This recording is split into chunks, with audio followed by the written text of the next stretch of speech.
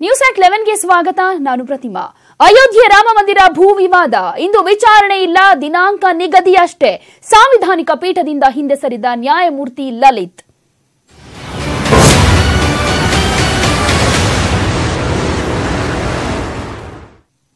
ಇಂದು ರಾಮ ಜನ್ಮಭೂಮಿ ವಿವಾದ ವಿಚಾರಣೆ ಇಲ್ಲ, ವಿಚಾರಣೆಯ ಗಡುವಿನ ನಿರ್ಧಾರ ಮಾಡಿಯಾಗಿದೆ ಅಷ್ಟೇ. ಸಿಜೆ ರಂಜನ್ ಗೊಗೊಯ್ ಇದಕ್ಕೆ ಸ್ಪಷ್ಟನೆಯನ್ನ ಕೊಟ್ಟಿದ್ದಾರೆ. ಇಂದು ವಿಚಾರಣೆಯ ಗಡುವಿನ ನಿರ್ಧಾರವನ್ನ ಮಾಡಲಾಗಿದೆ ಅಷ್ಟೇ. ಸಿಜೆಐ ರಂಜನ್ ಗೊಗೊಯ್ ಬಗ್ಗೆ ಸ್ಪಷ್ಟನೆಯನ್ನ ಕೊಟ್ಟಿದ್ದಾರೆ.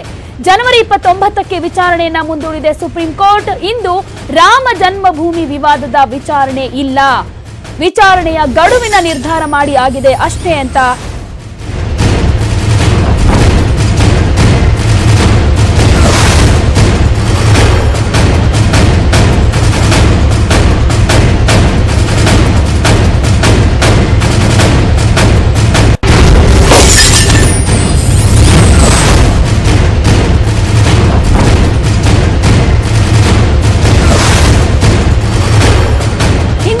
ಜನ್ಮಭೂಮಿಯ ವಿವಾದ ವಿಚಾರಣೆ ನಡೆಯೋದಿಲ್ಲ ಅನ್ನೋದ್ರ ಬಗ್ಗೆ ಸಿಜೆ ರಂಜನ್ ಗೊಗೊಯ್ ಸ್ಪಷ್ಟನೆಯನ್ನ ಕೊಟ್ಟಿದ್ದಾರೆ.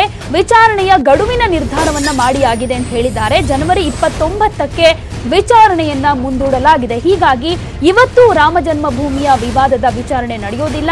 29ನೇ ತಾರೀಕು, ಇದೇ ತಿಂಗಳ 29ನೇ ತಾರೀಕಿಗೆ ವಿಚಾರಣೆ ನಡೆಯುತ್ತೆ.